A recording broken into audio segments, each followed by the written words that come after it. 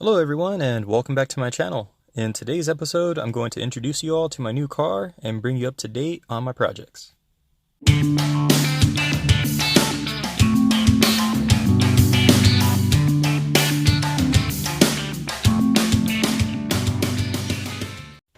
the past, you would have seen this garage with a 2003 G35 sports sedan with a manual transmission, test pipes, and lowered by Dynamedioni coilovers on coupe 18-inch wheels. But now, this garage is home to my new project.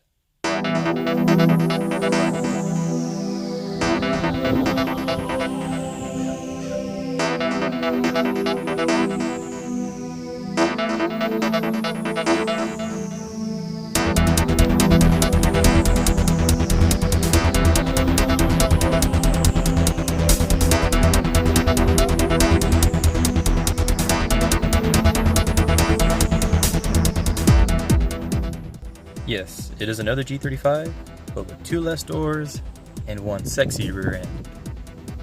Now, honestly, the 4-door is a better car for many reasons, but what I like most about these coupes are their aggressive styling.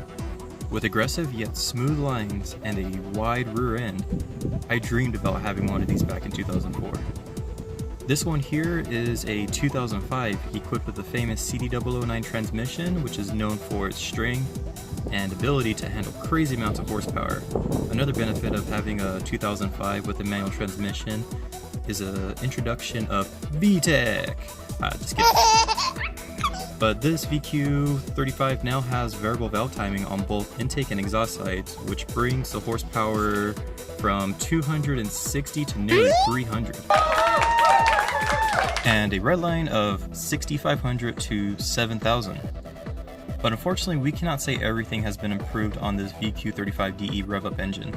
Torque drops from the standard 270 torque to 260. Oil consumption seems to be more of a problem, though I have not really experienced it yet on my engine. And being a less common engine, it has a used price roughly 1,000 more than your standard VQ, meaning when it blows, it is likely twice as much to replace. Now, being completely transparent, I've owned this car now for about 4 months, and since the day I brought it home, I had things that I needed to do to it. First, I had to replace the damaged passenger front fender with one from my donor car that I keep in the back. Swap out the big heavy 19-inch wheels for stock 18-inch wheels. Replace the cracked OEM radiator with a no-name aluminum dual core, and clean out the oil-baked intake plenum. And because this vehicle was in an accident, getting it to drive straight down the road was impossible with the bent tie rod and lower control arm. It was time I decided to throw on a front GK angle tech, Godspeed front camber arms, SPC rear camber arms, so I could at least get it aligned and dialed in. But we all know, once you start going down the rabbit hole, it's hard to stop, especially when you already have the parts resting 5 feet away from the car. So, Z1 solid motor mounts, transmission mount, ISR diff bushings, and 04 G35 Brembo brakes went on the car as well.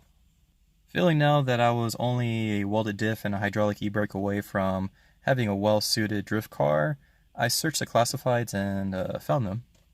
A properly welded diff and a Chase Bay's Hoonigan Edition reverse style hydraulic e-brake were now in the car, along with a black Sparco seat and the interior to match. All that brings us up to date, where I have just got done installing some BC Racing True coilovers in the back, and I took the 4-door coilovers and put them onto here. They were the Dynamedioni. Now looking underneath the hood, I have this DC carb legal hot air short ram intake and some nice NRG red wires that everybody thinks I have a subwoofer attached because they see these. Oh, I also have this oil catch can. It's a cheap eBay one, but it's a 3-port, and it allows me to test out a few things. Now, all these mods I plan to go further in depth in future episodes. Today's video is just catching you up to what I'm currently up to. If you wish to see more content on this car, things like mods, DIYs, and some track testing, make sure to subscribe. or at least hit the like button so I can get this video out to reach other people. I thank you all for watching. Until next time.